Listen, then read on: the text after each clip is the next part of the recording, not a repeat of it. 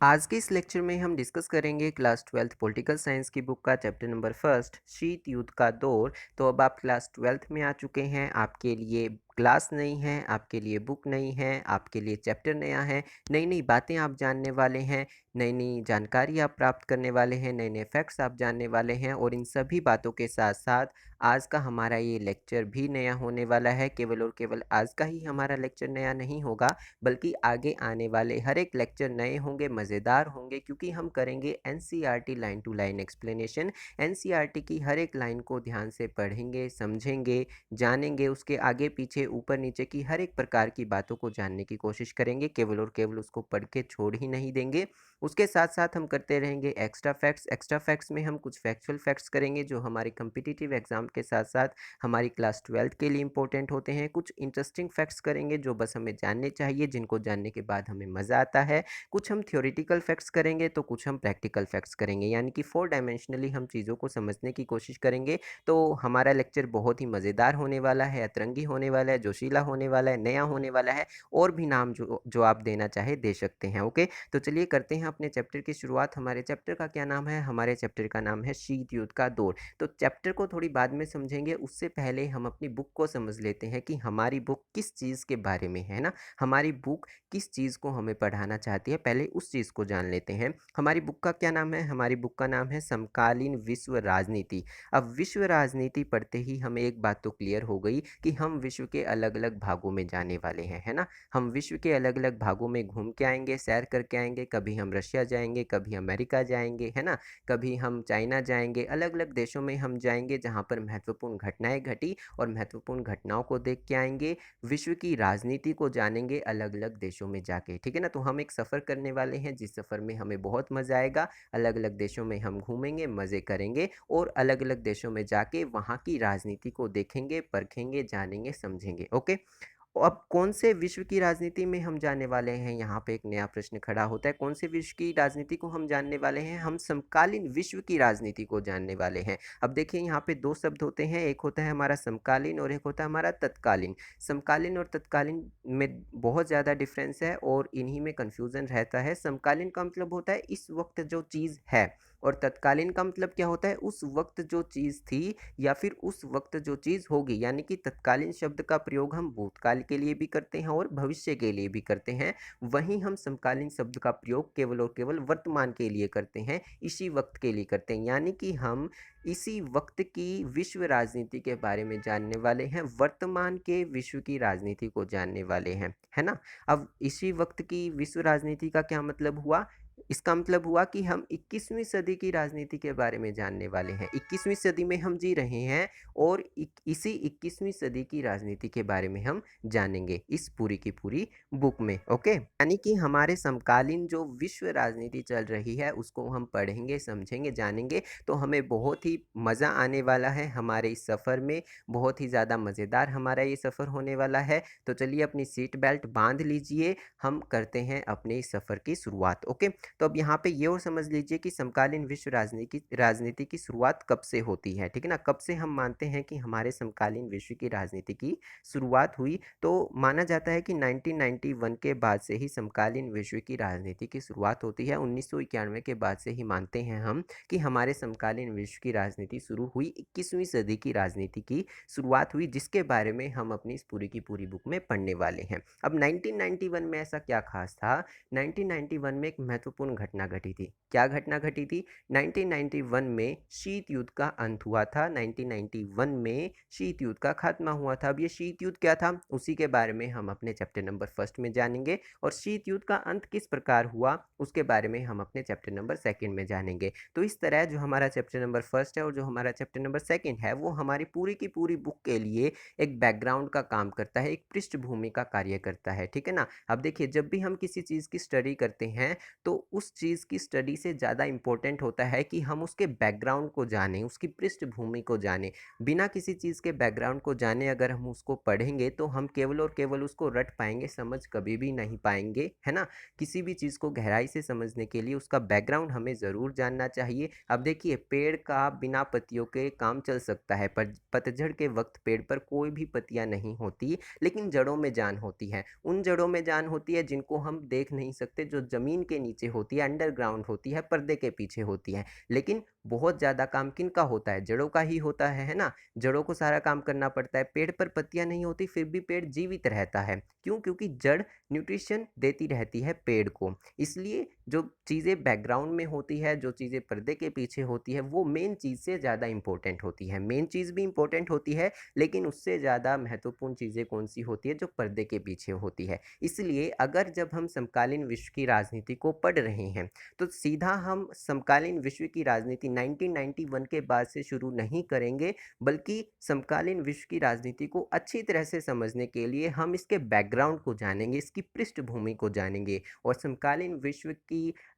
विश्व राजनीति की पृष्ठभूमि क्या है? शीत युद्ध इसकी पृष्ठभूमि है। यानी कि अगर हम हमारे समकालीन विश्व की राजनीति को पढ़ना चाहते हैं, तो हमें शीत युद्ध को पढ़ना ही पड़ेगा, क्योंकि ये इसके लिए ज़रूरी है। ठीक है ना? तो इस प्रकार जो शीत युद्ध है हमारे लिए बहुत ही इम्पोर्टेंट टॉपिक हो जाता है, बहुत ही महत्वपूर्ण विषय हो जाता है। अब इतना तो हमने जान लिया कि हमारे लिए शीत युद्ध वाला ये चैप्टर बहुत ही इम्पोर्टेंट है, बहुत ही महत्वपूर्ण है। अब हमें ये तो बता दीजिए कि शीत युद्ध होता क्या है, शीत युद्ध की क्या परिभाषा है, शीत युद्ध का मतलब क्या है, शीत युद्ध में क्या हुआ था, क्या नहीं हुआ था। ये बातें तो अब तक हमने डिस्कस ही नहीं की। अभी तक तो हमने यही जाना है कि शीत युद्ध बहुत इंपॉर्टेंट है हमारे लिए पढ़ने के लिए। ठीक है ना? तो अब ये बातें मुझे आपको बताने की ज़रूरत ही नहीं है।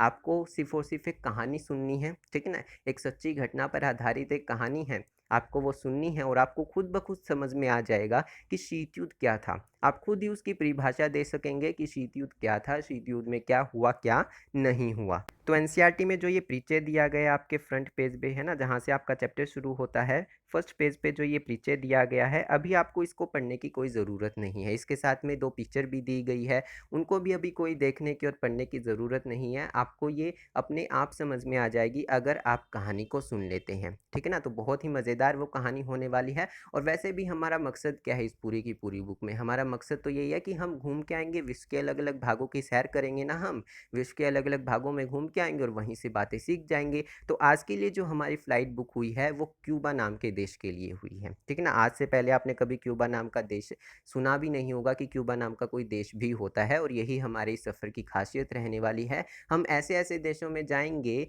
जिनका कभी ज़िक्र नहीं होता, लेकिन वहाँ पर बहुत ही ज़्यादा महत्वपूर्ण घटनाएँ घटी हैं। वो घटनाएँ घटी है जो आज की हमारी लाइफ़ को इन्फ्लुएंस कर रही है ना? तो यही हमारे इस पूरे के पूरे सफ़र की ख़ासियत होने वाली है। तो और बहुत ही हमें मज़ा आएगा हमारे इस सफ़र में। तो चलिए अपनी सीट बेल्ट बाँध लीजिए, हम जा रहे हैं क्यूबा में, और क्यूबा में हम देखेंगे क्यूबा मिसाइल संकट को। अरे बाप रे! अभी तक हमने चैप्टर की शुरुआत की नहीं और अभी से पहले मिसाइल वगैरह की बात होने लग गई। हम राजनीति विज्ञान पढ़ रहे हैं या फिर युद्ध शास्त्र पढ़ रहे हैं, है ना? खैर ये बात तो बाद में जानेंगे, आपको अपने आप पता लग जाएगा। तो एक बार क्यूबा में चलते हैं और क्यूबा की कहानी को देखते हैं, क्यूबा में क्या घटना घटी थी उसको देखते हैं। ओके? तो जब हम क्यूबा में पहुँचते हैं, तो क्यूबा में पहुँचने के लिए हमें उसकी लोकेशन भी पता होनी चाहिए। तो क्यूबा कहाँ है? क्यूबा बहुत ही छोटा-सा एक द्वीपीय देश है। द्वीपीय यानी कि वो एक द्वीप है, एक टापू है, उसके चारों तरफ समुद्र ही समुद्र है। समुद्र के बीच में एक वो भूमि है और वही भूमि पूरा का पूरा देश है। बहुत ही छोटा-सा देश है, द्वीपीय देश है, ठीक है ना? यहाँ पे आप ऊपर वाले मैप में देख रहे हैं, व्हाइट-व्हाइट क्या है? ये पूरा का पूरा समुद्र है। इसमें रेड जो एरिया देख रहे हैं आप, वो क्या है? वो आपका क्यूबा है। और ऊपर जो आप देख रहे हैं, ये आपका क्या है? ये आपका यूनाइटेड स्टेट ऑफ अमेरिका है, यानी कि संयुक्त राज्य अमेरिका है, जिसको शॉर्ट फॉर्म में हम अमेरिका के नाम से जानते हैं। ठीक है ना? तो अमेरिका के बिल्कुल पास है, अमेरिका के तट से लगा हुआ, अमेरिका के किनारे ही हमारा क्यूबा है। बहुत ही छोटा देश है, द्वीपीय देश है। ठीक है ना? नीचे ये हमारा मेक्सिको वगैरह आ जाता है, फिर दक्षिण अमेरिका शुरू हो जाएगा। ओके? तो इस प्रकार आपको लोकेशन पता चल गई हमारे क्यूबा की। बहुत ही छोटा देश है, द्वीपीय क्षेत्र है, अमेरिका के तट से लगा हुआ है। अब यहाँ पे हम अपने एरोप्लेन को लेके चलते हैं। तो जब हम क्यूबा में जाते हैं, क्यूबा में जाने के बाद हमें थोड़ा फ्लैशबैक में आना पड़ेगा, ठीक है ना? हमें थोड़ा फ्लैशबैक में आना पड़ेगा, कई साल हमें पीछे जाना पड़ेगा, हमें 1961 में जाना पड़ेगा। क्यूबा में हम पहुँच गए और क्यूबा में पहुँचने के बाद हम कई साल पीछे जाते हैं, 1961 में जाते हैं, और अप्रैल का हमारा महीना है।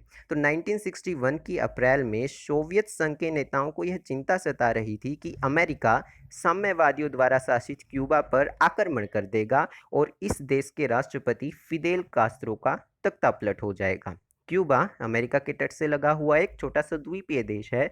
क्यूबा का जुड़ाव सोवियत संघ से था और सोवियत संघ उसे कूटनीतिक कूटनीतिक का मतलब क्या होता है? कूटनीतिक यानी कि नीति वगैरह, एक ऐसी नीति जिसमें आप इस तरह प्लानिंग करते हैं कि मेरा फ़ायदा हो, दूसरे का फ़ायदा हो या ना हो लेकिन मेरा फ़ायदा होना चाहिए, वो प्लानिंग क्या होती है? आपकी कूटनीतिक है। यानी कि जो सोवियत संघ था वो आपके क्यूबा को कूटनीतिक यानी कि प्लानिंग बनाने के लिए सहायता देता था और वित्तीय सहायता भी देता था। वित्तीय यानी कि फाइनेंशियली सपोर्ट करता था, पैसे वगैरह देकर भी क्यूबा की सहायता करता था। और क्यूबा मैंने आपको बता दिया लोकेशन कि क्यूबा एक द्वीपीय देश है, अमेरिका के तट से लगा हुआ है। ओके, तो क्यूबा में पहुंचने के बाद अगर हम कई साल पीछे चले जाते हैं, अप्रैल 1961 में 1961 में पहुंच जाते हैं, तो वहाँ पे हमें क्या देखने को मिलता है? वहाँ पे हमें देखने को मिलता है कि क्यूबा में फिदेल कास्त्रो का शासन है। क्यूबा के राष्ट्रपति कौन है? फिदेल कास्त्रो हैं और वहाँ पे 1961 में वो क्यूबा का शासन संभाल रहे हैं। अब फिदेल कास्त्रो की तस्वीर आप देख सकते हैं यहाँ पे, इस लेफ्ट साइड में आप देख रहे हैं तस्वीर में जो दाढ़ी मूछ वाले अंकल है, ये कौन है हमारे? ये हमारे फिदेल कास्त्रो है। इनके पीछे आप झंडा देख रहे हैं क्यूबा का, और जिनके हाथों में हाथ इन्होंने डाल रखा है वो कौन है? वो है हमारे निकिता क्रुश्चेव। कौन है वो?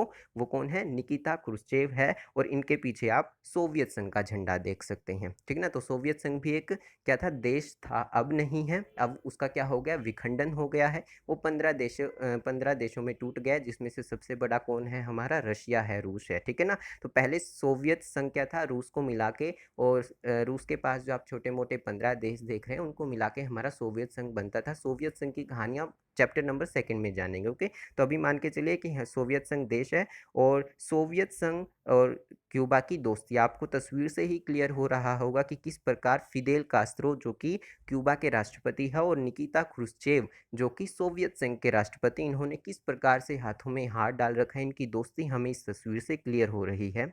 ओके, क्लियर यहाँ तक। अब इनके नीचे आप जिनकी तस्वीर देख रहे हैं वो कौन है? वो हमारे अमेरिका के राष्ट्रपति है, अब वाले नहीं जो 1961 में थे। तो अमेरिका के 1961 में राष्ट्रपति कौन थे? John F Kennedy. तो नीचे वाली तस्वीर किनकी है? जॉन एफ कैनेडी की है। और तस्वीर से ही आपको क्लियर हो रहा होगा कि ये बेचारे बहुत ज़्यादा चिंता में हैं, बहुत बेचैन हैं और बहुत गुमसुम बैठे हैं, चुपचाप बैठे हैं। तो इनकी चिंता का कारण भी हम जानते हैं। थोड़ा हम 1961 से भी पीछे जाते हैं, ठीक है ना। 1961 में तो हम पहुंच गए और हमने देखा कि क्यूबा में फिदेल कास्त्रो का शासन है। अमेरिका में कौन है? अमेरिका में हमारे जॉन एफ कैनेडी है, और सोवियत संघ में कौन है? निकिता क्रुश्चेव है। ओके, तो 1961 से भी हमें पीछे जाना पड़ेगा जॉन एफ कैनेडी की चिंता का कारण जानने के लिए। ओके, फिर हमें समझ में आएगा कि ये इतने बेचारे चिंता में क्यों है और ये दोनों इतनी दोस्ती क्यों करके बैठे हुए हैं। तो हम थोड़ा सा और पीछे जाते हैं तो हमें देखने को मिलता है क्यूबा में किसका शासन था? क्यूबा में एक तानाशाह का शासन था, एक सैनिक तानाशाह का शासन था, जो अमेरिका में क्या था? अमेरिका में एक मिलिट्री ऑफिसर था, अमेरिका में एक सेना में अफसर था। वही बंदा क्यूबा में एक सैनिक तानाशाह था, ठीक है ना। उनका क्या नाम था? उनका नाम था बसिस्तो, यानी कि एक बसिस्तो नाम के व्यक्ति द्वारा, जो कि एक सैनिक तानाशाह था, क्यूबा का शासन चलाया जा रहा था। अब फिदेल कास्त्रो को ये बात बिल्कुल भी पसंद नहीं आ रही थी। फिदेल कास्त्रो नहीं चाहते थे कि एक सैनिक तानाशाह क्यूबा पर शासन करे, तो उन्होंने क्रांति लाई, जिसको हम क्यूबा की क्रांति के नाम से जानते हैं, क्यूबन रेवोल्यूशन के नाम से जानते हैं। और इसके नेता कौन थे? हमारे फिदेल कास्त्रो थे। तो फिदेल कास्त्रो ने क्रांति के जरिए बसिस्तो का क्या कर दिया? तख्ता पलट कर दिया, उनको सत्ता से हटा दिया। और अब पूरे के पूरे देश की बागडोर किसके हाथ में आ गई? हमारे फिदेल कास्त्रो के हाथ में आ गई। 1959 की एक घटना है, ठीक है ना। डेट वगैरह याद करने की ज़रूरत नहीं है, एनसीईआरटी में नहीं लिखा गया है। चीज़ों को समझने के लिए हम बैकग्राउंड को डिस्कस कर रहे हैं। तो 1961 से हम पीछे जाते हैं 1959 में। तो 1959 में फिदेल कास्त्रो एक क्रांति के जरिए बसिस्तो को हटा देते हैं, उनका तख्ता पलट कर देते हैं, और पूरे के पूरे देश की बागडोर किनके हाथों में आ जाती है? फिदेल कास्त्रो के हाथों में आ जाती है, और फिदेल कास्त्रो क्यूबा को चलाते हैं। अब आप ही सोचिए कि इससे गुस्सा किसको आएगा? अमेरिका को गुस्सा आएगा, क्योंकि अमेरिका की सेना का ही अफसर क्या कर रहा था? क्यूबा में शासन कर रहा था, यानी कि अमेरिका ही इनडायरेक्टली, अप्रत्यक्ष तौर पर क्यूबा पर शासन कर रहा था। लेकिन अब उस व्यक्ति को हटा दिया गया, यानी कि अब अमेरिका क्यूबा पर शासन नहीं कर पाएगा। तो इससे चिंता में कौन आएगा? आपका अमेरिका ही आएगा। ओके, अमेरिका क्या चाहेगा? अमेरिका चाहेगा कि फिदेल कास्त्रो को दोबारा से हटा दिया जाए और फिर से दोबारा से अमेरिका क्यूबा पर शासन करे। अमेरिका की तो यही प्लानिंग होगी कि फिदेल कास्त्रो को कैसे हटाया जाए। अब फिदेल कास्त्रो ने तो मुश्किल से क्रांति की है, वो चाहते हैं कि दोबारा से फिर अमेरिका क्यूबा पर शासन ना करे। तो फिदेल कास्त्रो ने क्या किया? फिदेल कास्त्रो ने सोवियत संघ से दोस्ती कर ली, ठीक है ना। 1961 में फिदेल कास्त्रो ने क्या किया? सोवियत संघ से दोस्ती कर ली। सोवियत संघ के नेता कौन थे? निकिता क्रुश्चेव, जिनकी तस्वीर देख रहे हैं। तो यानी कि फिदेल कास्त्रो और निकिता क्रुश्चेव क्या हो गए? दोस्त बन गए। अब इनकी दोस्ती के पीछे ना एक दूसरा कारण भी था। दूसरा कारण क्या था? इनकी विचारधाराएं मिलती थी। अब जो आपका फिदेल कास्त्रो थे, उनकी विचारधारा थी मार्क्सवादी, और जो आपका सोवियत संघ है, उनकी विचारधारा थी साम्यवादी। अब जो साम्यवाद होता है वो भी मार्क्सवाद पर ही आधारित होता है, यानी कि इन दोनों की विचारधारा मिल गई। फिदेल कास्त्रो भी किसको मानते हैं? मार्क्सवाद को मानते हैं। और निकिता क्रुश्चेव यानी कि सोवियत संघ की जो विचारधारा है साम्यवाद की, वो भी किस पर आधारित है? मार्क्सवाद पर आधारित है। यानी कि दोनों दोनों क्या हो गए? भाई भाई हो गए, दोनों दोस्त हो गए। विचारधाराओं के चलते भी इन दोनों ने दोस्ती कर ली। लेकिन अमेरिका क्या है? अमेरिका क्यूबा पर शासन करना चाहता है, और अमेरिका की विचारधारा भी अलग है। अमेरिका पूंजीवाद को मानता है और उदारवाद को मानता है। लेकिन ये दोनों ही, क्यूबा और सोवियत संघ, उदारवाद को नहीं मानते, पूंजीवाद को नहीं मानते, ये मानते हैं मार्क्सवाद को और साम्यवाद को। तो इस प्रकार क्यूबा की और सोवियत संघ की दोस्ती हो जाती है। अमेरिका क्यूबा पर शासन करना चाहता है, फिदेल कास्त्रो को हटाना चाहता है, ठीक है ना। तो इन प्रकार इनके बीच में खींचातानी चलती है। अब देखिए फर्स्ट लाइन को दोबारा पढ़िए तो आपको समझ में आ जाएगा। 1961 की अप्रैल में, ठीक है ना, हम दोबारा से फिर आ जाते हैं 1961 में। तो 1961 है, अप्रैल का महीना है, 1961 है, अप्रैल का महीना है। तो उस वक्त क्या है? सोवियत संघ के नेताओं को चिंता सता रही थी। सोवियत संघ का नेता कौन है? निकिता क्रुश्चेव। तो उनको क्या चिंता सता रही थी? कि अमेरिका साम्यवादियों द्वारा शासित क्यूबा पर, यानी कि जिस क्यूबा पर साम्यवादी विचारधारा के लोग शासन कर रहे हैं, कौन कर रहा है शासन? फिदेल कास्त्रो कर रहे हैं, जो किसको मानते हैं? मार्क्सवाद को मानते हैं, साम्यवाद को मानते हैं। सोवियत संघ भी किसको मानता है? मार्क्सवाद को मानता है, साम्यवाद को मानता है, ठीक है ना। लेकिन अमेरिका इस विचारधारा को नहीं मानता। तो सोवियत संघ के निकिता क्रुश्चेव चिंतित थे कि अमेरिका क्या ना कर दे? अमेरिका फिदेल कास्त्रो का तख्ता पलट ना कर दे, यानी कि अमेरिका फिदेल कास्त्रो को सत्ता से ना हटा दे, दोबारा से अपना शासन वहाँ पर ना ले आए, ठीक है ना।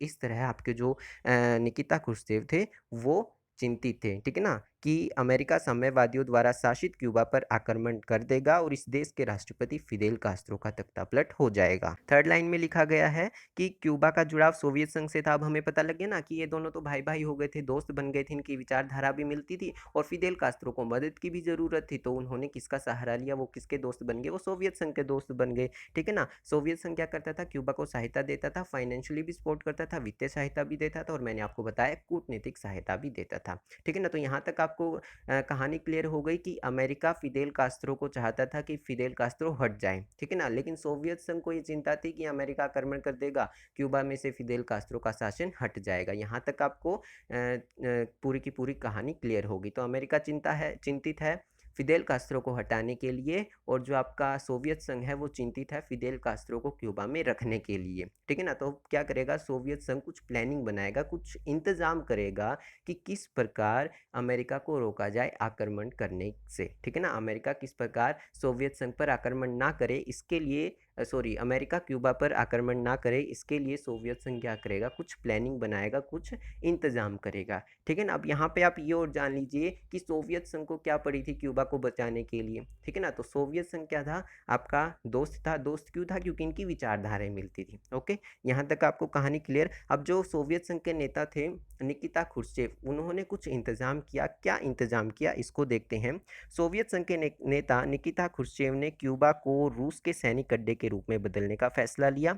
1962 में क्रुश्चेव ने क्यूबा में परमाणु मिसाइलें तैनात कर दी। इन हथियारों की तैनाती से पहली बार अमेरिका नज़दीकी निशाने की सीमा में आ गया। हथियारों की इस तैनाती के बाद सोवियत संघ पहले की तुलना में अब अमेरिका के मुख्य भूभाग के लगभग 2 गुने ठिकानों या फिर शहरों पर हमला बोल सकता था। अब निकिता क्रुश्चेव ने क्यूबा को अमेरिका से बचाने के लिए क्या इंतजाम किया? निकिता क्रुश्चेव ने क्यूबा को सोवियत संघ का सैनिक अड्डा बनाने का सोचा। सैनिक अड्डा यानी कि अब सोवियत संघ के सैनिक कहाँ आएंगे? क्यूबा में आएंगे। सोवियत संघ ने क्या किया? अपनी परमाणु मिसाइलें जहाज़ों में भर के क्यूबा में तैनात कर दी। ठीक है ना। सैनिक अड्डा अब क्यूबा बन गया, किसका सैनिक अड्डा बन गया? सोवियत संघ का बन गया। यानी कि अब सोवियत संघ ने अपने सारे के सारे सैनिक कहाँ भेज दिए? क्यूबा में भेज दिए। अपनी सारी की सारी परमाणु मिसाइलें यानी कि एटम मिसाइल्स कहाँ भेज दी? आपके क्यूबा में तैनात कर दी। ठीक है ना। अब इससे क्या हुआ? आप सभी को पता है कि क्यूबा बिल्कुल अमेरिका के पास है। ठीक है ना, अमेरिका के बिल्कुल पास है आपका क्यूबा। तो बिल्कुल अमेरिका के घर में ही आपका सोवियत संघ घुस आया है। अब बिल्कुल अमेरिका के तट से लगा हुआ क्यूबा है। अब क्यूबा में सोवियत संघ का सैनिक अड्डा बन गया है। तो अब आपका सोवियत संघ बिल्कुल अमेरिका के घर के पास, अमेरिका के पड़ोस में आ चुका है। अब इससे क्या हुआ? सोवियत संघ ने एक तीर से दो निशाने लगाए। सोवियत संघ ने क्या किया? एक तीर से दो निशाने लगाए। निकिता क्रुश्चेव ने एक तीर से दो निशाने लगाए। एक तो निकिता क्रुश्चेव ने क्यूबा को प्रोटेक्शन दिया, सुरक्षा प्रदान की। सुरक्षा क्यों प्रदान की? इसके पीछे उनका कारण भी जान लीजिए। वर्ल्ड पॉलिटिक्स में कोई किसी का दोस्त नहीं होता, सब अपना मतलब साधते हैं। ठीक ना। क्यूबा को उन्होंने प्रोटेक्शन इसलिए दी ताकि दुनिया को ये संदेश जाए कि जो भी देश साम्यवादी व्यवस्था को मानेगा उसको हम सपोर्ट करेंगे, उसकी हम सुरक्षा करेंगे। ठीक है ना। साम्यवाद को सपोर्ट करने वाला उस वक्त सबसे बड़ा देश कौन था? यूएसएसआर ही था, सोवियत संघ था। तो सोवियत संघ क्यूबा को प्रोटेक्शन देके पूरी दुनिया में ये संदेश देना चाहता था कि जो भी देश हमारी विचारधारा को मानेगा, साम्यवाद की विचारधारा को मानेगा, तो उसको हम प्रोटेक्शन देंगे, जिस प्रकार हम क्यूबा को दे रहे थे। देखिए ना, हमने किस प्रकार क्यूबा में अपनी मिसाइलें तैनात कर दी, अपने सैनिकों को क्यूबा की रक्षा के लिए भेज दिया, है ना। तो इस प्रकार एक पहला निशाना उन्होंने क्या लगाया कि अपनी विचारधारा को फैलाना चाहा। ठीक है ना। दूसरा निशाना उन्होंने क्या लगाया? दूसरा निशाना कि वो दुश्मन के बिल्कुल पड़ोस में आ गया। मैंने आपको बताया ना कि क्यूबा और सोवियत संघ की तो विचारधारा मिलती थी, लेकिन अमेरिका और सोवियत संघ की विचारधारा नहीं मिलती थी। ठीक है ना। अमेरिका किसको मानता था? अमेरिका मानता था पूंजीवाद और उदारवाद को। वहीं आपका सोवियत संघ किसको मानता था? सोवियत संघ साम्यवाद और मार्क्सवाद को मानता था। इस प्रकार जो सोवियत संघ था उसने क्या किया? बिल्कुल अमेरिका के पास वो अपने सैनिकों को ले आया, अमेरिका के पास बिल्कुल अपनी मिसाइलों को तैनात कर दिया। ठीक है ना। यानी कि वो बिल्कुल दुश्मन के पड़ोस में आ गया, बिल्कुल दुश्मन के घर में ही आ गया। अब देखिए, आप एक तो दुश्मन के घर में आके गोली चलाएंगे और एक अपने घर से मिसाइल छोड़ेंगे, अपने घर से गोली चलाएंगे, तो ज़्यादा इफेक्टिव कौन सी होगी? जो आप उसके घर में आके मारेंगे। ठीक ना। तो इस प्रकार क्या किया? अगर आपका सोवियत रूस से ही यानी कि सोवियत संघ से ही मिसाइल छोड़ता तो उतना ज़्यादा अमेरिका को नुकसान नहीं पहुंच पाता जितना कि क्यूबा से मिसाइल छोड़ने पर अमेरिका को नुकसान पहुंचता। यहाँ पे आप जो सेकंड मैप देख रहे हैं, यहाँ पे जो आपको ग्रीन ग्रीन एरिया दिख रहा है वो हमारा क्या है? वो हमारा हमारा यूनाइटेड स्टेट ऑफ अमेरिका है, यानी कि हमारा अमेरिका है, संयुक्त राज्य अमेरिका है। ठीक है ना। और यहाँ पे नीचे आप देख रहे हैं, यहाँ पे हमारा क्यूबा है। ठीक है ना। यहाँ पे हम नीचे देखेंगे, यहाँ पे हमारा क्यूबा आ जाएगा। देखिए यहाँ पे जिसको मैंने अभी रेड किया है। अब यहाँ से अगर आपका सोवियत रूस कोई भी मिसाइल छोड़ता अमेरिका के ऊपर, तो आप यहाँ पे जो ये लाइंस देख रहे हैं, तो इतने सारे एरिए में वो मिसाइल क्या कर देती? डिस्ट्रक्शन कर देती, विनाश कर देती। ठीक है ना। आप देखिए पूरा का पूरा अमेरिका ही इस क्षेत्र के अंडर आ रहा है। ठीक है ना। इससे मिलता जुलता मैप आपकी एनसीईआरटी में भी दिया गया है। वो मैंने यहाँ पे इसलिए नहीं लगाया क्योंकि वो थोड़ा क्लियर नहीं था, तो आप उसको अपनी बुक में से देख लीजिएगा। वो एक तरह से एक हिस्टोरिकल मैप है, एक तरह से ऐतिहासिक मैप है, जिसका प्रयोग किया गया था संयुक्त राष्ट्र अमेरिका की खुफिया एजेंसी द्वारा, जिस वक्त ये सारा का सारा कारनामा चल रहा था। ठीक है ना। तो उस वक्त का वो मैप आपकी बुक में दिया गया है। ओके, तो यहाँ पे मैंने क्लियर वाला मैप लगाया है। तो यहाँ से आप देख सकते हैं कि किस प्रकार अगर क्यूबा से आपका सोवियत संघ मिसाइलों को छोड़ता तो पूरे के पूरे अमेरिका में विनाश होता। पूरा का पूरा अमेरिका ही इसके अंडर आ गया था, इस क्षेत्र के अंडर आ गया था। ठीक है ना। वहीं अगर सोवियत संघ अपने घर से यानी कि सोवियत संघ से ही मिसाइल को छोड़ता तो इससे आधा नुकसान कर पाता। ठीक है ना। क्यूबा से वो बिल्कुल डबल नुकसान कर पा रहा है अमेरिका का, लेकिन सोवियत संघ से छोड़ता मिसाइलों को तो आधा ही नुकसान कर पाता। यानी कि बिल्कुल दोगुना विनाश अब आपका सोवियत संघ कर सकता था क्यूबा में मिसाइलों को तैनात करके। ठीक है ना। तो इस प्रकार निकिता क्रुश्चेव ने एक तीर से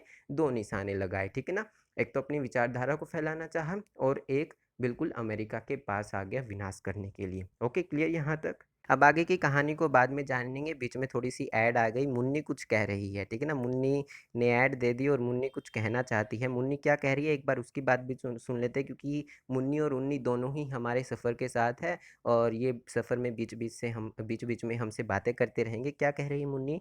मुन्नी कह रही कि बहुत पास फिर भी बहुत दूर।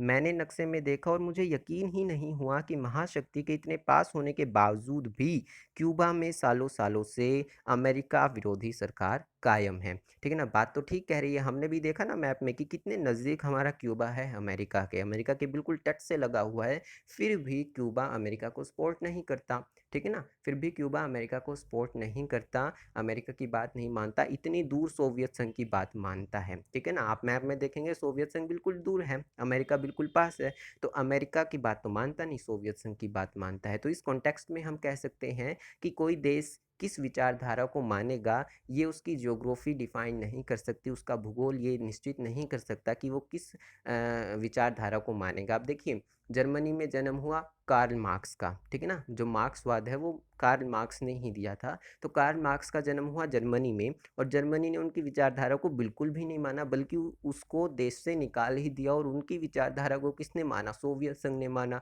और भी दूसरे देशों ने माना। यानी कि कोई विचारधारा कहाँ जन्मी, वो देश उसको अपनाएगा, ये चीज़ भी पक्की नहीं है। ठीक है ना? किसी एक विचारधारा को मानने वाले देश के पास आप रहते हैं, तो आप उसी देश की विचारधारा को अपनाएंगे, ये भी निश्चित नहीं है। यानी कि विचारधाराएं कहाँ से कहाँ तक फैलती है, इसका कोई हिसाब किताब नहीं रखा जा सकता। तो मुन्नी के सवाल का जवाब हमने दे दिया है। अब कंटिन्यू करते हैं हमारी कहानी को। हमारी कहानी कहाँ तक आ गई थी कि निकिता खुश्चेव ने क्यूबा में क्या कर दी? अपनी मिसाइलों को तैनात कर दिया। अब क्या होता है? क्यूबा में सोवियत संघ द्वारा परमाणु हथियार तैनात करने की भनक अमेरिकियों को 3 हफ्ते बाद लगी, बहुत लेट लगी। 3 हफ्ते बाद अमेरिका को पता लगा कि सोवियत संघ अपनी मिसाइलों को जहाज़ों में भर भर के क्यूबा में तैनात कर रहा है। अमेरिकी राष्ट्रपति जॉन एफ कैनेडी, ठीक है ना, जान चुके आप इनको कौन है? जॉन एफ कैनेडी अमेरिका के राष्ट्रपति थे उस वक्त, और उनके सलाहकार ऐसा कुछ करने से हिचकिचा रहे थे जिससे दोनों देशों के बीच परमाणु युद्ध शुरू हो जाए। लेकिन वे इस बात को भी लेकर दृढ़ थे कि क्रुश्चेव क्यूबा से मिसाइलों और परमाणु हथियारों को हटा ले। कैनेडी ने आदेश दिया कि अमेरिकी जंगी बेड़ों को आगे करके क्यूबा की तरफ ले जाने वाले सोवियत जहाज़ों को रोका जाए। इस तरह अमेरिका सोवियत संघ को मामले के प्रति अपनी गंभीरता की चेतावनी देना चाहता था। ऐसी स्थिति में लगा कि युद्ध होकर रहेगा। अब जब 3 हफ्ते बाद हमारे अमेरिका के राष्ट्रपति जॉन एफ कैनेडी को खबर लग जाती है कि सोवियत संघ क्यूबा में परमाणु मिसाइलों को तैनात कर रहा है, तो वो भी एक एक बात से दो बातों को साधने की कोशिश करते हैं। वो भी एक तीर से दो निशाने लगाने की कोशिश करते हैं। एक तो वो चाहते हैं कि युद्ध ना हो, ठीक है ना? एक तो वो चाहते हैं कि मेरे बीच में और सोवियत संघ के बीच में युद्ध ना हो, वो युद्ध को टालना चाहते हैं। क्यों टालना चाहते हैं? क्योंकि उन्हें पता है कि मेरे पास भी परमाणु हथियार है, उसके पास भी परमाणु हथियार है। युद्ध होगा, मैं उस पे बरसा दूंगा, वो मेरे पे बरसा देगा, दोनों का बराबर नुकसान होना है। जीतेगा कौन, हारेगा कौन, ये तो पता ही नहीं लगेगा। ठीक है ना? एक तो उनमें इतनी समझ थी। दूसरी बात कि वो जानते थे अगर युद्ध भी हुआ तो क्या पता अमेरिका का ज़्यादा नुकसान हो जाए, क्योंकि बहुत सारे मिसाइलें तैनात कर दिए सोवियत संघ ने क्यूबा में, यानी कि बिल्कुल अमेरिका के पास।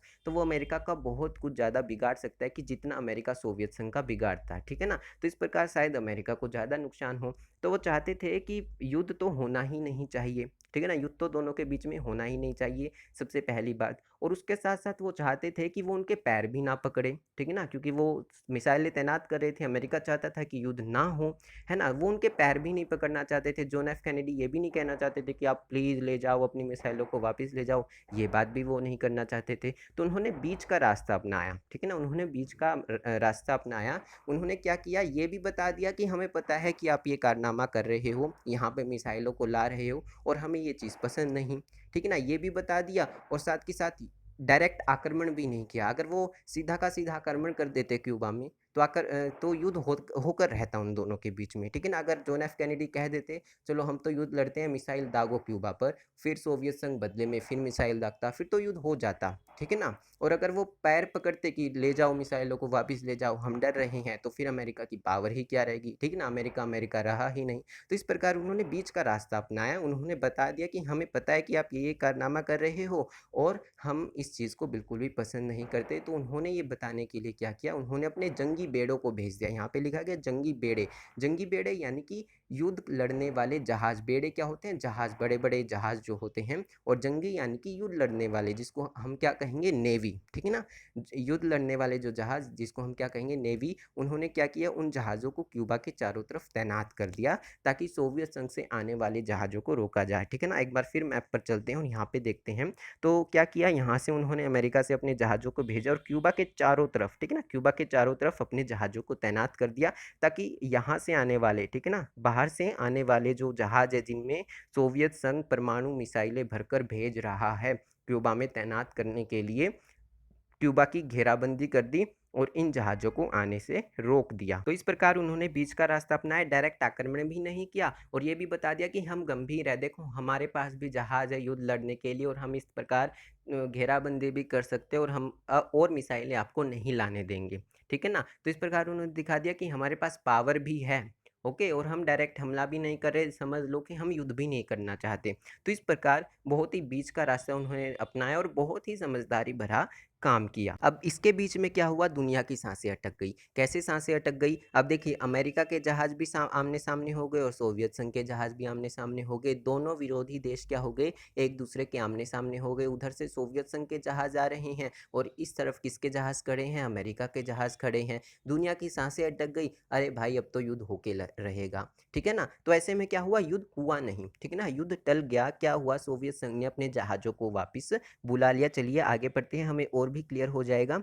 इसी को क्यूबा मिसाइल संकट के युद्ध के रूप में जाना जाता है। इस संघर्ष की आकांक्षा ने पूरी दुनिया को बेचैन कर दिया। यह टकराव कोई आम युद्ध नहीं होता। अंततः दोनों पक्षों ने युद्ध को टालने का फैसला किया और दुनिया ने चैन की सांस ली। सोवियत संघ के जहाजों ने या तो अपनी गति धीमी कर ली या फिर वापसी का रुख अपना लिया। तो जब अमेरिका ने क्यूबा के चारों तरफ अपने जहाज तैनात कर दिए तो निकिता खुर्शचेव भी समझ गए कि अमेरिका क्या चाहता है। उन्होंने अपने जहाज़ों को वापस बुला लिया सोवियत संघ में, ठीक है ना। और इसी घटना को, ठीक है ना, इसी घटना को हम किसके नाम से जानते हैं, क्यूबा मिसाइल संकट के नाम से जानते हैं, क्योंकि क्यूबा में हुई थी। क्यूबा में मिसाइलों को तैनात कर दिया जाता, अगर दोनों के बीच में युद्ध भी होता तो क्यूबा ही पिसता, है ना। तो इस प्रकार क्या है, इसी को हम क्या किस नाम से जानते हैं, क्यूबा मिसाइल संकट के नाम से जानते हैं, ओके।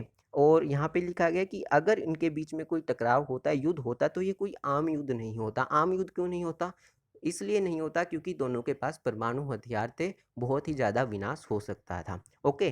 तो ये पूरी घटना थी हमारी क्यूबा मिसाइल संकट। अब यहाँ पे एक हमारा नया प्रश्न खड़ा होता है, यहाँ से फिर स्टोरी आगे शुरू हो जाती है कि पूरी दुनिया की सांसें क्यों अटकी हुई थी। मान लीजिए युद्ध होता, ठीक है, अमेरिका सोवियत संघ पर बम गिरा देता, सोवियत संघ अमेरिका के ऊपर बम गिरा देता, तो दुनिया की सांसें क्यों अटकी हुई थी। उनको क्या फिक्र थी, अगर दोनों में युद्ध होता तो दोनों मारे जाते, ज़्यादा से ज़्यादा क्यूबा मारा जाता। तो दुनिया की सांसें क्यों अटकी हुई थी, इस प्रश्न का उत्तर जानने के लिए हमें जानना पड़ेगा कि शीत युद्ध क्या था, ठीक है ना। अभी तक आपको आइडिया हो गया होगा कि शीत युद्ध क्या था। अब हम इसको थोड़ा सा और मॉडिफाई करते हैं और हमें क्लियर हो जाएगा कि शीत युद्ध क्या था, फिर हमें पता लगेगा कि दुनिया की सांसें क्यों अटकी हुई थी, ओके। चलिए आगे बढ़ते हैं। क्यूबा मिसाइल संकट शीत युद्ध का चरम बिंदु था, ठीक है ना। यानी कि 1961 में जो क्यूबा मिसाइल संकट हुआ था वो हमारे शीत युद्ध का सबसे हाईएस्ट पीक था, सबसे चरम बिंदु था, ठीक है ना। ये एक ऐसा वक्त था जिसमें दोनों देश अमेरिका और हमारा सोवियत संघ एक दूसरे के आमने सामने हो गए थे। यूएसए और यूएसएसआर एक दूसरे के सामने हो गए थे। शीत युद्ध सोवियत संघ और अमेरिका तथा इनके साथी देशों के बीच प्रतिद्वंदिता, तनाव और संघर्ष की एक श्रृंखला के रूप में जारी रहा। सौभाग्य से इन तनावों और संघर्षों ने युद्ध का रूप तो नहीं लिया, यानी इन दोनों देशों के बीच कोई पूर्णव्यापी रक्त रंजित युद्ध नहीं छिड़ा। विभिन्न इलाकों में युद्ध हुए, दोनों महाशक्तियां और उनके साथी देश इन युद्धों में संलग्न रहे, लेकिन वे क्षेत्र विशेष में अपने साथी देशों के मददगार भी रहे, लेकिन तीसरे विश्व युद्ध से दुनिया बच गई, ठीक है ना। तो अब हम शीत युद्ध को जानने की कोशिश करें। थोड़ा थोड़ा आपको आइडिया होने लग गया होगा कि शीत युद्ध में एक तरफ क्या है, एक हमारा यूएसए है ना, हमारा यूनाइटेड स्टेट ऑफ अमेरिका, एक तरफ हमारा संयुक्त राज्य अमेरिका है, एक तरफ हमारा सोवियत संघ है, ठीक है ना। इनके बीच में कुछ अच्छा नहीं चल रहा, इनके बीच में थोड़ा सा मनमुटाव है, इनके बीच में थोड़ा सा संघर्ष है, इनके बीच में थोड़ा सा क्या है, संघर्ष हो रहा है, मनमुटाव हो रहा है, इनके बीच में थोड़ा सा टकराव है। ये एक दूसरे से लड़ने की कोशिश कर रहे हैं, लड़ना भी नहीं चाहते, है ना। डवाडोल सा मामला है, थोड़ा थोड़ा आपको समझ में आने लग गया होगा। एक रफ सा आइडिया तो आपको शीत युद्ध का हो गया होगा। अब हम इसी रफ आइडिया को एक नए तरीके से समझने की कोशिश करते हैं। देखिए, हमारे विश्व में 2 विश्व युद्ध हुए, प्रथम विश्व युद्ध और द्वितीय विश्व युद्ध। प्रथम विश्व युद्ध 1914 से 1918 और द्वितीय विश्व युद्ध 1939 से 1945, 1939 से 1945 के बीच में वर्ल्ड वॉर सेकंड हुआ। क्लियर यहाँ तक? अब देखिए, जब भी कोई विश्व युद्ध होता है, तो वो ऐसे ही नहीं हो जाता कि देश इकट्ठे हुए, चलो आज विश्व युद्ध करते हैं, मज़ा आएगा, मूड है आज तो विश्व युद्ध करने का, आज विश्व युद्ध करते हैं, ऐसा नहीं होता। किसी भी विश्व युद्ध के होने के पीछे कुछ कारण होते हैं। देशों के बीच में टकरावों की पूरी श्रृंखला चलती है, मनमुटाव होते हैं, परिस्थितियाँ बनती है, कंडीशन, सिचुएशन सब कुछ होता है, एक लंबी सीरीज़ चलती है ना? उनके बीच में छोटे-मोटे युद्ध होते हैं, तब कहीं जाके एक पूरा विश्व युद्ध होता है, ठीक है ना? प्रथम विश्व युद्ध के अपने अलग कारण रहे, द्वितीय विश्व युद्ध के अपने अलग कारण रहे, ओके? वो कारण जब वो टकराव, जब वो संघर्ष अपने चरम पर था, तब जाके क्या हुआ, कोई भी विश्व युद्ध हुआ। किसी भी विश्व युद्ध होने के पीछे पूरी की पूरी तैयारियां होती है। तो शीत युद्ध क्या था? शीत युद्ध भी एक तरह से तीसरे विश्व युद्ध की तैयारी थी। बस फर्क इतना रहा कि तैयारी तैयारी ही रह गई। जो उनके बीच में मनमुटाव चल रहा था, देशों के बीच में जो मनमुटाव था, जो संघर्ष था, ठीक है ना, जो टकराव हो रहा था, वो ठंडा पड़ गया। शीत का मतलब क्या होता है? ठंडा। युद्ध यानी कि लड़ाई, एक ठंडी लड़ाई हुई, यानी कि देश एक दूसरे के सामने आते, लगता कि अब तो युद्ध होके रहेगा, लेकिन बात फिर से ठंडी पड़ जाती। तीसरे विश्व युद्ध की तैयारी तैयारी ही रह गई, वो युद्ध में नहीं बदली, ठीक है ना? वो युद्ध गर्म नहीं हुआ, टकराव हुए, मनमुटाव हुए, छोटे मोटे युद्ध हुए, आमने सामने हुए, लेकिन ये चीज़ एक विश्वव्यापी विश्व युद्ध में नहीं बदली, ठीक है ना? बहुत अधिक मात्रा में खून नहीं बहा, सारी की सारी चीज़ें ठंडी पड़ गई। यही हमारा क्या था? शीत युद्ध था, यानी कि तीसरे विश्व युद्ध की शुरुआत नहीं हुई, ठीक है ना? तीसरे विश्व युद्ध की शुरुआत में एक पूरी श्रृंखला चल रही थी मनमुटावों की, लेकिन वो सारी की सारी बातें एकदम से ठंडी पड़ जाती और हमारा तीसरा विश्व युद्ध होने से बच जाता, और यही हमारा शीत युद्ध था, ठीक है ना? तो हमने अपने एक नए तरीके में इन चीज़ों को समझा। अब किताबी परिभाषा को भी देख लेते हैं, क्या लिखा गया है कि शीत युद्ध क्या था? शीत युद्ध सोवियत संघ और अमेरिका और इनके साथी देशों के बीच प्रतिद्वंदिता, तनाव और संघर्ष की एक श्रृंखला के रूप में जारी रहा। मैंने आपको बताया ना कि किसी भी युद्ध के होने के पीछे देशों के बीच में टकराव होता है, संघर्ष होता है, मनमुटाव होता है। तो ये दो देश कौन से थे? एक तरफ था आपका यूएसए, यानी कि हमारा संयुक्त राज्य अमेरिका, और एक तरफ था हमारा सोवियत संघ, ठीक है ना, जिसको हम सोवियत रूस भी कह देते हैं, लेकिन सोवियत रूस में और सोवियत संघ में डिफरेंस होता है, ओके? तो एक तरफ था हमारा यूएसए और एक तरफ था हमारा यूएसएसआर, यानी कि सोवियत संघ, और इन दोनों ही देशों के बीच में क्या चल रहा था? मनमुटाव चल रहा था, संघर्ष चल रहा था, और इसी संघर्ष को हम क्या कहते हैं? शीत युद्ध कहते हैं। लिखा गया ना, प्रतिद्वंदिता, तनाव और संघर्ष की एक श्रृंखला के रूप में जारी रहा। क्लियर यहाँ तक? सौभाग्य से इन तनावों और संघर्षों ने युद्ध का तो रूप नहीं लिया, यानी इन दो देशों के बीच में कोई पूर्ण व्यापी रक्त रंजित युद्ध नहीं छिड़ा। विभिन्न इलाकों में युद्ध हुए, दोनों महाशक्तियां तथा उनके साथी देश भी इन युद्धों में संलग्न रहे, वे क्षेत्र विशेष के अपने साथी देश के मददगार बने, लेकिन दुनिया तीसरे विश्व युद्ध से बच गई, ठीक है ना? अब हमने मोटा सा आइडिया ले लिया कि हमारा शीत युद्ध क्या था।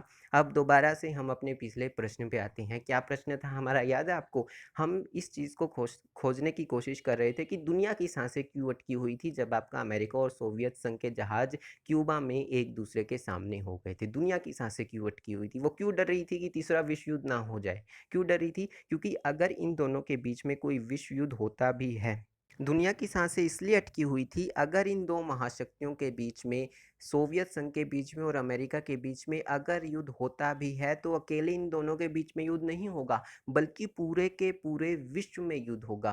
कैसे युद्ध होगा? क्योंकि ये दोनों देश क्या थे? ये दोनों देश अकेले नहीं थे, इनके पीछे अपने अपने साथी देश थे, इनकी अपनी अपनी अपनी पूरी टीम थी, ठीक है ना? आप नेक्स्ट टॉपिक में पढ़ेंगे जो हमारा आएगा कि दो ध्रुवीय विश्व का प्रारंभ, तो उसमें आप पढ़ेंगे कि किस प्रकार जो हमारी पूरी की पूरी दुनिया थी, वो दो गुटों में बढ़ती जा रही थी। कुछ देश क्या थे? कुछ देश हमारे सोवियत संघ के साथ थे, कुछ देश हमारे किसके साथ थे? यूएसए के साथ थे, ठीक है ना? जिस प्रकार हम देख रहे हैं कि क्यूबा किसके साथ था? आपका सोवियत संघ के पास सोवियत संघ के साथ था, ठीक है ना? तो इस प्रकार क्या हो रहा था? गुटबाजी हो रही थी, अलग अलग गुट बन रहे थे, ग्रुपिंग हो रही थी हमारे पूरे के पूरे वर्ल्ड में।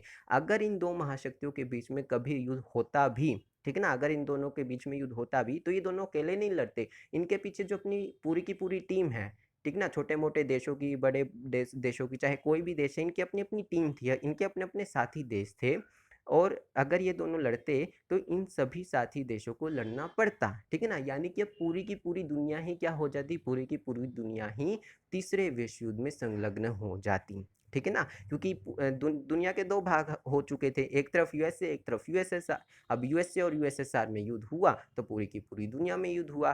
टीम के लीडर्स लड़ रहे हैं तो टीम को भी लड़ना पड़ेगा। तो इस प्रकार ध्यान से परिभाषा को पढ़िए कि अमेरिका, सोवियत संघ और उनके साथी देशों के बीच में प्रतिद्वंदिता, संघर्ष और तनाव की श्रृंखला ही शीत युद्ध था। अकेले ये दोनों नहीं थे, इनके साथ साथ इनके साथी देश भी थे। ठीक है ना? तो इस प्रकार पूरी दुनिया डर रही थी कि युद्ध हुआ, ये दोनों टकराए, हमें भी युद्ध लड़ना पड़ेगा, हमारा भी विनाश होगा, क्योंकि परमाणु हथियार है। अब ऐसे तलवारों के साथ तो युद्ध लड़ा नहीं जाएगा, सीधे एटम बम गिराए जाएंगे और 1 मिनट में दुनिया सारी की सारी खत्म हो जाएगी। इस तरह से जो पूरी की पूरी दुनिया थी, उनकी सांसें अटकी हुई थी। ओके, क्लियर यहाँ तक? चलिए आगे चलते हैं। यहाँ पे आप एक पिक्चर देख रहे हैं, जो हमारा क्या है, एक ग्लोब की आप पिक्चर देख रहे हैं। यहाँ पे आपको जो ग्रीन दिखाया गया है, ये हमारा नॉर्थ अमेरिका है। ऊपर आपको कनाडा दिख रहा है, नीचे आपका यूनाइटेड स्टेट दिख रहा है। ठीक है ना? जो रेड है ये हमारा सोवियत यूनियन है। ठीक है ना? इसमें से आज से हमारा रशिया निकल जाता है और छोटे मोटे 15 देश भी निकल जाते हैं, जिनके बारे में हम चैप्टर नंबर 2 में पढ़ेंगे। तो ये मैप मैंने आपके लिए क्यों लगाया, ये ग्लोब मैंने आपके लिए क्यों लगाया, क्योंकि आपको एक्चुअल पोजीशन पता लग जाए इन देशों की। जब हम 2D मैप में देखते हैं तो हमें क्या दिखता है कि एक कोने में आपका यूएसए पड़ा हुआ है, एक कोने में हमारा यूएसएसआर पड़ा हुआ है। ठीक है ना? लेकिन ऐसा नहीं है। अगर हम इनकी एक्चुअल पोजीशन देखें तो ऊपर तो ये दोनों एक दूसरे से लगभग जुड़े ही हुए हैं। ठीक है ना? यहाँ पे आपको कनाडा में यहाँ पे एक कोने में अलास्का दिखेगा। ठीक है ना? अलास्का, तो अलास्का पहले रूस का था, फिर यूएसए ने इसको खरीद लिया था। तो इस प्रकार क्या है, आपको एक्चुअल पोजीशन पता होनी चाहिए। 2D मैप में देशों की एक्चुअल पोजीशन नहीं पता लग पाती, ग्लोब में ही हमें एक्चुअल पोजीशन पता लगती है। तो आपको एक्चुअल पोजीशन पता लग जाए, इसलिए मैंने आपको ग्लोब दिखाया था। यहाँ पे ऊपर देखिए हमारा नॉर्थ पोल आ जाता है। ठीक है ना? नॉर्थ पोल आ जाता है। आपने सुना होगा कनाडा में और ग्रीनलैंड में ऊपर क्या जमी रहती है, बर्फ जमी रहती है ना? 12 महीने बर्फ जमी रहती है। इसी प्रकार रूस के ऊपरी भाग में भी हमेशा क्या जमी रहती है, बर्फ जमी रहती है। ठीक है ना? ये हमारा ऊपर सारा का सारा नॉर्थ पोल आ जाता है। अब ये यहाँ पे युद्ध भी नहीं लड़ सकते थे, हालांकि दोनों क्या है, हालांकि दोनों जुड़े हुए हैं, लेकिन युद्ध भी नहीं लड़ सकते थे, क्योंकि यहाँ पे पूरा का पूरा बर्फ जमी रहती है। इस प्रकार इनको अगर युद्ध लड़ना पड़ता तो इनको पूरा लंबा रूट लेके आना पड़ता। ठीक है ना? तो यहाँ पे मैंने आपको एक्चुअल पोजीशन दिखाने के लिए बातें बताई थी। अब आगे पढ़ते हैं। शीत युद्ध जोर आजमाए सैनिक गठबंधन अथवा शक्ति संतुलन का मामला भर नहीं था, बल्कि इसके साथ विचारधारा के स्तर पर भी एक वास्तविक संघर्ष जारी था। विचारधारा की लड़ाई इस बात को लेकर थी कि पूरे विश्व में राजनीतिक, आर्थिक और सामाजिक जीवन को सूत्रबद्ध करने के लिए बेहतर सिद्धांत कौन सा है। पश्चिमी गठबंधन का अगुवा अमेरिका था और यह गुट उदारवादी लोकतंत्र तथा पूंजीवाद का समर्थक था। वहीं पूर्वी गठबंधन का अगुवा सोवियत संघ था और इस गुट की प्रतिबद्धता समाजवाद और साम्यवाद के लिए थी। आप इन विचारधाराओं के बारे में कक्षा 11 में पढ़ चुके हैं। अब बहुत ही इंपॉर्टेंट पैराग्राफ हमारा आता है। अब देखिए, हमने देखा कि ये जो देश थे, ये अमेरिका था और एक हमारा सोवियत संघ था। ये क्या थे, उस वक्त हमारे पूरे के पूरे विश्व में सबसे ज़्यादा शक्तिशाली देश थे। ये दोनों ही क्या थे, महाशक्ति थे। दोनों के दोनों सुपर पावर थे। ठीक ना? किस प्रकार ये सुपर पावर बने, जो हमारा नेक्स्ट टॉपिक आता है शीत युद्ध क्या है, उसमें हम इस चीज़ को जानेंगे। अभी के लिए आप क्लियर करके चलिए कि जो हमारा अमेरिका था और जो हमारा सोवियत संघ था, दोनों ही क्या थे, सुपर पावर थे। यानी कि इनके पास बहुत ज़्यादा शक्ति थी। इनके पास इतनी शक्ति थी कि ये पूरे विश्व की सामाजिक, आर्थिक और राजनीतिक घटनाओं को प्रभावित कर सके। दोनों ही देश बहुत ज़्यादा शक्तिशाली थे। ठीक है ना? आप आज भी देखते हैं कि अमेरिका कितना ज़्यादा शक्तिशाली है और देख रहे हैं कि रूस भी कितना ज़्यादा शक्तिशाली है। ठीक है ना? उस वक्त तो रूस के साथ 15 और देश मिला के सोवियत संघ था, तो वो भी कितना ज़्यादा शक्तिशाली होगा, आप अभी से अंदाज़ा लगा सकते हैं। ओके, तो इस प्रकार जो ये दोनों देश थे, इनके बीच में जो ये संघर्ष चल रहा था, तनाव चल रहा था, ये शक्ति के लिए तो था ही, शक्ति संतुलन के लिए ये संघर्ष तनाव चल रहा था। ऊपर से ही चीज़ें देखने में पता लग रही है, लेकिन इस संघर्ष के गहरे में क्या था, इस संघर्ष के मूल में क्या था। ठीक है ना? ये संघर्ष ऊपर से हमें दिख रहा है कि शक्ति संतुलन के लिए था, कि कौन देश सबसे ज़्यादा शक्तिशाली है ना? मेरे पास ज़्यादा परमाणु हथियार है, नहीं मेरे पास ज़्यादा परमाणु हथियार है, मैं अच्छी तरीके से युद्ध लड़ूंगा, मैं अच्छी तरीके से, यानी कि शक्ति के लिए कि कौन देश सबसे बेहतर है। ठीक ना? किस देश के पास सबसे ज़्यादा शक्ति है, इसके लिए तो ये युद्ध कर रहे थे, इसके लिए तो इनके मन में मनमुटाव था, संघर्ष चल रहा था, सब कुछ हो रहा था। लेकिन इसके गहरे में एक दूसरी चीज़ थी, वो क्या थी? वो थी विचारधारा की लड़ाई। वो क्या थी? विचारधारा की लड़ाई। अब मैंने आपको पहले भी बताया कि अमेरिका किसको मानता था? उदारवाद को मानता था, पूंजीवाद को मानता था। वहीं जो आपका सोवियत संघ था, किसको मानता था? समाजवाद को मानता था, मार्क्सवाद को मानता था और साम्यवाद को मानता था। ठीक है ना? इन विचारधाराओं के बारे में आप क्लास 11th की राजनीतिक सिद्धांत की पुस्तक में आपके सामाजिक न्याय और समानता वाले अध्याय में पढ़ चुके हैं। खुल के एनसीईआरटी में एक्सप्लेन किया गया था। ओके, फिर भी थोड़ा मोटा मैं आपको इनके बारे में जैसे जैसे हम लेक्चर को चैप्टर को आगे कंटिन्यू करते चलेंगे, मैं आपको बताता रहूँगा, हम छोड़ेंगे कुछ भी नहीं, ठीक है ना? हर एक चीज़ को क्लियर कट करते चलेंगे। ओके, तो हम क्या डिस्कस कर रहे थे कि इन ये विचारधारा की लड़ाई शीत युद्ध का सबसे महत्वपूर्ण कारण थी, ठीक है ना? अब आपने देखा कि क्यूबा था, क्यूबा सोवियत संघ के साथ क्यों हुआ? क्यूबा सोवियत संघ के साथ क्यों हुआ?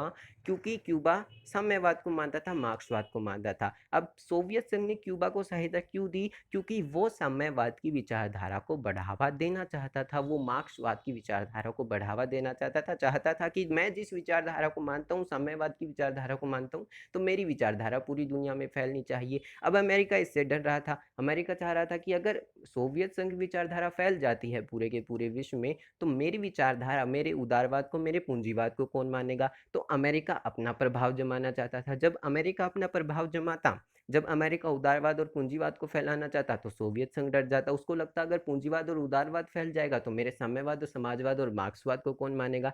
तो इस प्रकार इन दोनों देशों के बीच में जो ये विचारधारा की लड़ाई थी, ये शीत युद्ध की जड़ थी, ठीक है ना? ये शीत युद्ध का मूल कारण था इन दोनों देशों के बीच में जो ये विचारधारा की लड़ाई थी। ओके, तो यहाँ तक आपको क्लियर हो गया होगा कि किस प्रकार हमने कहानी के तौर पर पूरे के पूरे क्यूबा मिसाइल संकट को जान लिया। एक कहानी पढ़ी 1961 अप्रैल में हम गए कि, और उसमें वहाँ पे हमने देखा कि किस प्रकार सोवियत संघ क्या कर रहा था, क्यूबा में अपनी मिसाइल तैनात कर रहा था, और पूरे के पूरे कारण जो इनके पीछे थे, इस पूरी की पूरी कहानी का बैकग्राउंड, इस कहानी का कारण, इस कहानी की सब कुछ बातें हमने आज डिस्कस की। बहुत ही हमारा फ्रीली लेक्चर यह रहा, क्यूबा मिसाइल संकट के बारे में हम जान चुके और हम शीत युद्ध को भी अभी से समझ चुके हैं। आपको पूरा आइडिया हो गया कि एक तरफ हमारा यूएसए, एक तरफ हमारा यूएसएसआर है, ये दोनों एक दूसरे से लड़ रहे हैं, मनमुटाव है, संघर्ष है, टकराव है इन दोनों के बीच में। क्यों टकराव है? सबसे पहला कारण, सबसे महत्वपूर्ण कारण क्या है? विचारधारा का कारण है। और दूसरा क्या है? शक्ति संतुलन है कि कौन